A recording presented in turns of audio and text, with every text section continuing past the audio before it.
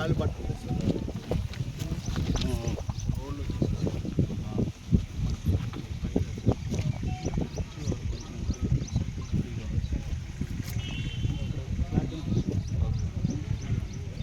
అప్పుడు RDO sir public purpose కేటాయించి అప్పుడు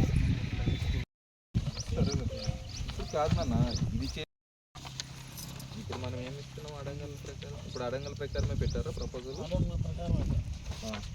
17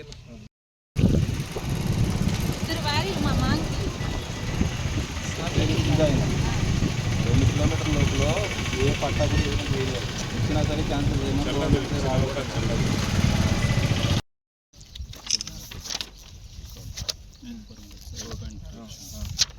మరి ఇదంతా ఎవరిది ఇది పొజిషన్?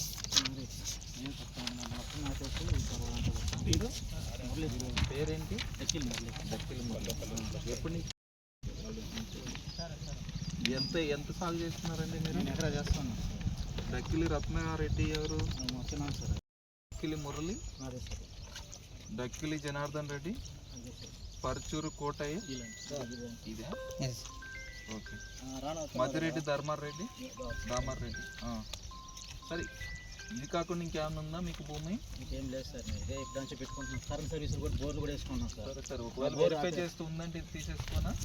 తీసేసుకోండి సార్. ఇప్పుడు నుంచి వేసుకొని చూడండి సార్. మీరు నేను కోర్టుకు కూడా పోయాను సార్. నడుచుకో కూడా ఇచ్చేవాళ్ళండి. సార్ ఇప్పుడు నన్ను ఒక్కనే ఇబ్బంది పెట్టి పర్వాలంత ఎవరిని ఇబ్బంది పెడతాను? మొత్తం మీరు కాదు సార్. ఇంతకుముందు ఎంఆర్ఓ గారు నన్నే వాంటెడ్ చెప్పేది మొత్తం తీసాను. 8 ఎకరాల 63 సెంట్లలో మొత్తం తీయాలంటే ఒకవేళ నాకైనా అవసరం లేదంటే నేను అదేం డిస్టర్బ్ చేయను. కానీ సార్ పాసిబిలిటీస్ ఏంటో చెక్ చేస్తాం. మీకు ఏమైనా పట్టా ఇవ్వాలన్నా సరే చూసి ఇస్తాం. ఒకవేళ కానీ ఎలిజిబుల్ అయితే. ఎలిజిబుల్ కాకుండా ఇదేమన్నా పంచాయతీ రిజర్వేషన్ కూడా 10 సంవత్సరాల్లోనే అన్నీ జరిగాయి. ఈ ఊర్లో మేజర్ బోర్ పాయింట్ కూడా ప్రస్తుతానికి శ్మశానం బోర్ పాయింట్ మామూలుగా వాడుకుంటున్నాం సార్. శ్మశానం అనేది ఆడ ఏటు వాగు సార్. పంచాయతీ రిజర్వేషన్ ఇచ్చారు సార్. ఎందుకు ఇస్తారు? నీ దగ్గర కరెంట్ సర్వీస్ కూడా నేను ఎప్పుడు తీసుకుని చూడండి సార్. కరెంట్ సర్వీస్ కూడా తీసుకుని చూడండి సార్. ఎన్ని ఏళ్ళు ఎప్పుడు తీసుకున్నారు ఇది? చూడండి సార్. ఎప్పుడు తీసుకున్నారు? 2012లో తీసుకున్నాను సార్. 2013 తర్వాత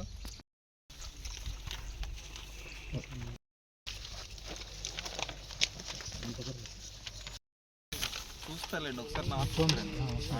నేను కలెక్టర్ కూడా పెట్టాను సార్. మీకే పంతానికి శత్రుత్వానికి ఎవరికి ఇబ్బంది పెడతారు వచ్చి మీరు చెప్పండి. ఎవరు ఇబ్బంది పడతారు? పంతానికి శత్రుత్వానికి పోతే మనుషులే కదా ఇబ్బంది పడి. భూమి ఏమైనా ఇబ్బంది పడతారు? డబ్బులు ఏమైనా ఇబ్బంది పడతారు? అందరికీ నమస్కారం. నేడు అనగా 5వ తారీఖు ఆగస్టు నెల 2026 రోజున ఇక్కడ డక్కిలి మండలం ఇచ్చేయడం జరిగింది. యాజ్ శ్రీకాళహస్తి ఆర్డీఓ కింద. ఈ డక్కిలి మండలంలో ముఖ్యంగా ఒక 3 ఇష్యూస్ కోసం అని రావడం జరిగింది. ఒకటి వచ్చేసి హై స్కూల్ కోసం, రెండోది వచ్చేసి డక్కిలి వాసుల యొక్క శ్మశాన వాటిక కోసం, మూడోది వచ్చేసి పల్లెగోడు మరియు కొల్లి తోటలో ROFR పట్టాల కోసం అని ఫీల్డ్ విజిట్ చేయడం కోసం రావడం జరిగింది.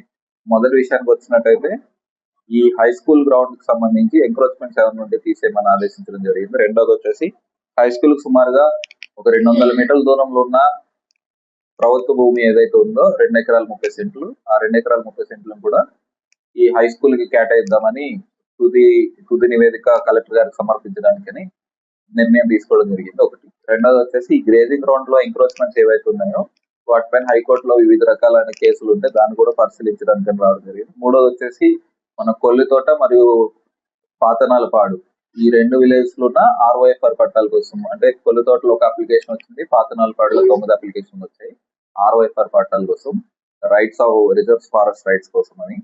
సో వాళ్ళ కోసము ఒకసారి ఫీల్డ్ విజిట్ చేసుకుని దీంట్లో ఏదైతే ఉందో దాన్ని అంతా కూడా సబ్ డివిజనల్ లెవెల్ కమిటీలో పెట్టి